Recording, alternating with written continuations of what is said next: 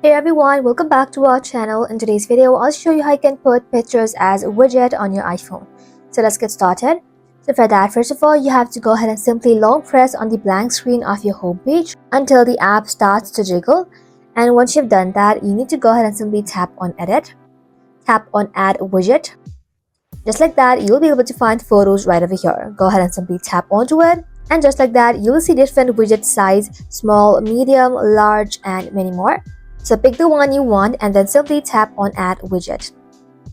By default, the photo widget cycles through your picture, but if you want a specific photo, you can simply use the Photos app's favorite album. For more control, you can simply download Widgetsmith on your mobile device to select exact photos. So that's it. That's simply how you can add and customize Pictures widget on your iPhone. Thank you all for watching. If this video was helpful, leave a like and sub, and I'll see you in the next one.